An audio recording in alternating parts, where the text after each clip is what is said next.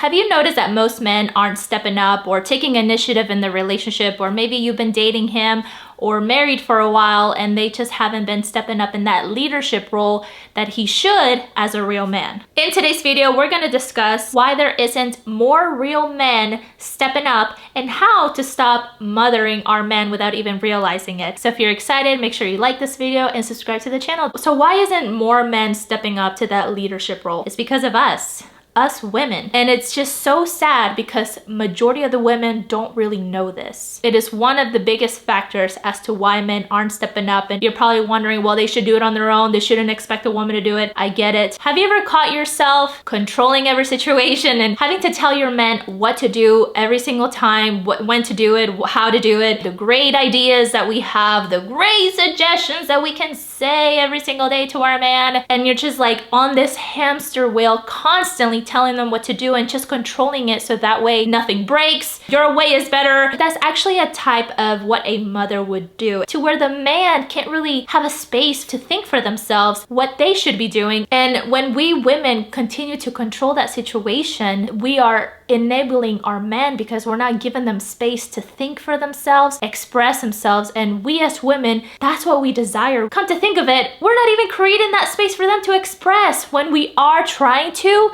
majority of the time, we are telling them what to do, and that doesn't create any results, to where we are exhausted. We continue to provide lip service that doesn't get anywhere. It's a waste of time that we think of. So why continue to do it? Why not find another way? So if you're in that situation where you're just like, you know what? I am exhausted. I don't know what else to do. I've tried every tactic, everything that I could think of under the sun. Nothing is working. If we allow our men to come with their own decisions, their own conclusions, they will take action on it. But if we're constantly bombarding them with suggestions and ideas, and you should do this, you should do that, and if you don't, you are not good enough. I have a list of wrongs that you've done over the years. How is that gonna motivate anyone to do anything? Would you like to be constantly bombarded on something that you're not doing right? I don't think none of us would like that. Criticism never works. It may work for certain people, but a very short amount of time. Criticism is not consistent. It's not going to create results. One of our roles in our relationship is creating an environment for our men to succeed. If we're constantly bombarding them or hovering over them, it's not a great life to live.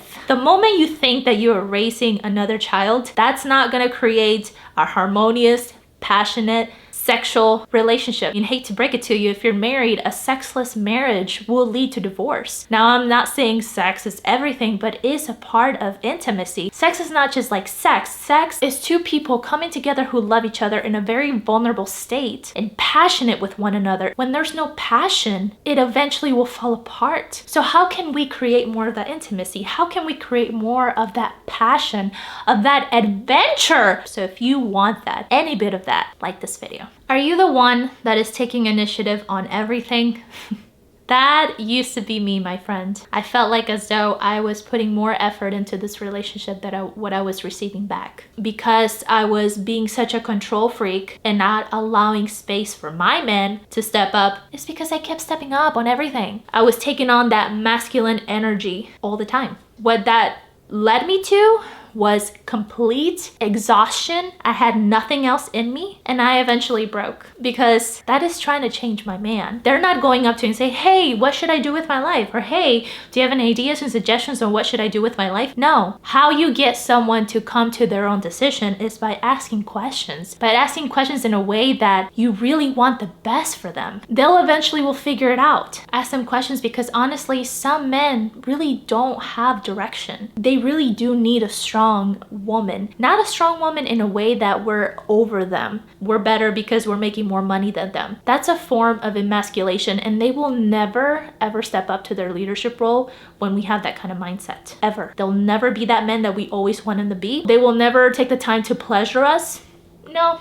Absolutely not. They'll probably end up also sleeping on a different bed. Why am I saying all this? Because I took initiative for years in my relationship. I did believe in my vision, and I did believe in this relationship. And then one day it just clicked for me. I'm like, well, maybe the reason why he's not stepping up is because I haven't really stepped aside. I wasn't giving my men any space for him to step up. So as soon as I created that boundary, he is now stepping up and he makes me feel like a true queen. I'm not just saying that, like, I honestly feel like a top priority in his life. He plans out things that matter to me. He includes me. And before, he didn't do any of that. And also, a form of emasculation is continuing to put your man down, intentionally or unintentionally. What I mean by intentionally, just being mean, like putting him down. You don't do this, you don't do that, blah, blah, blah, blah. Why this, why that? I have records of wrong, blah, blah, blah, blah. Do you think they want to come home to you and have passionate sex? Absolutely not.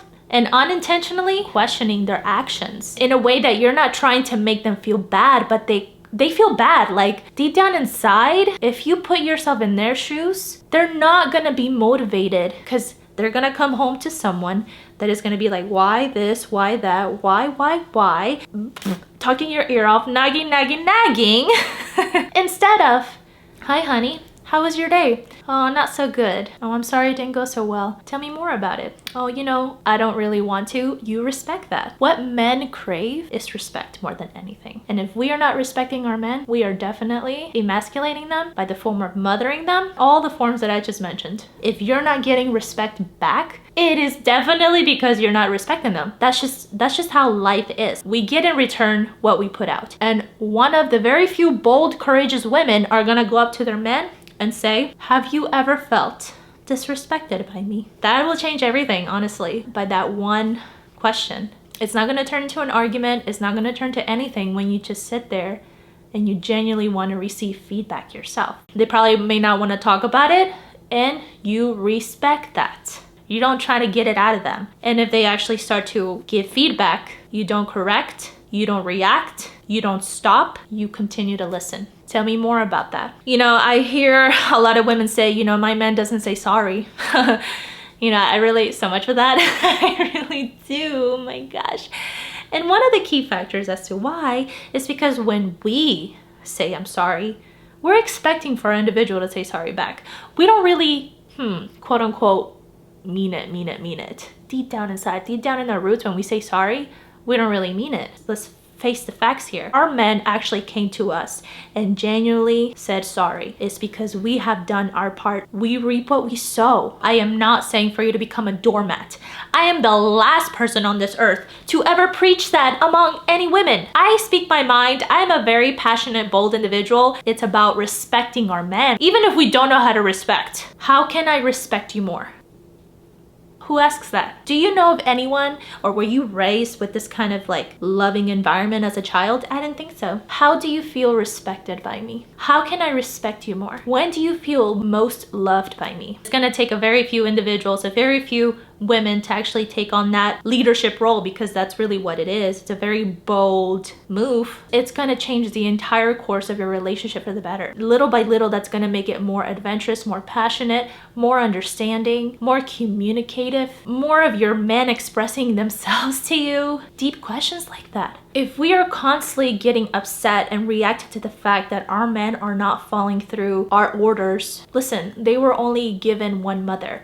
And they did not choose to be with their mother. They chose to be with their sexy girlfriend. And we have forgotten to become sexy for a man. Now, I know it takes a lot of hard work to get to that point. As women, it is our job to create an environment for our men to succeed. If they are not succeeding, it's because it's our fault. Bottom line, it's our fault. Now, there's obviously exceptions to this rule. I get it. If our men are running away, hiding, rebelling, clearly that's a sign that we are doing something.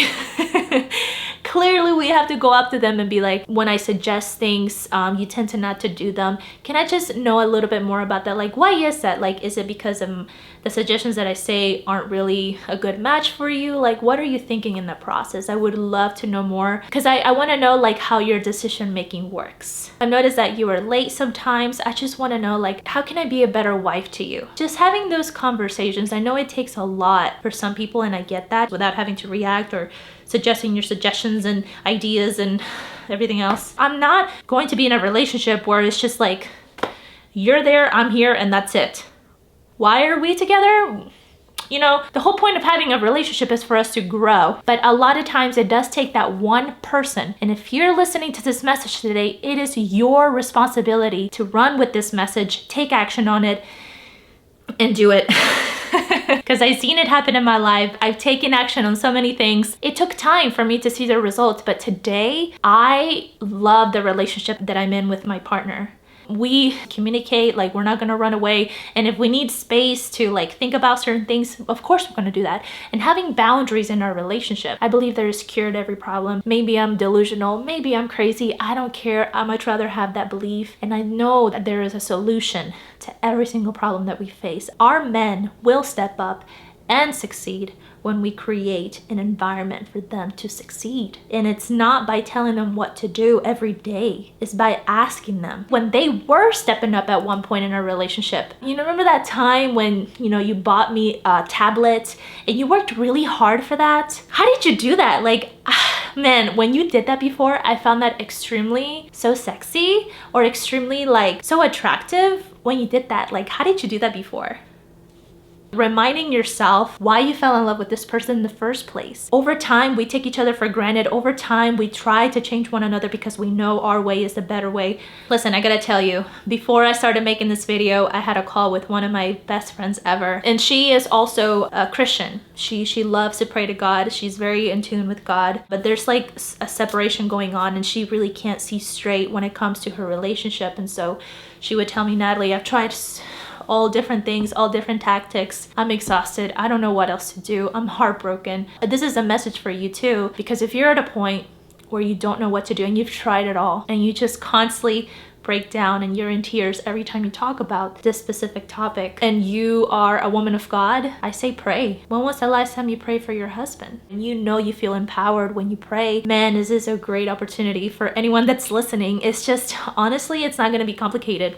Sorry to break it to you, it's not. It's gonna be the simplest thing it could ever do. And that is pray for your man. Pray that God opens up the right doors for him that no man can shut.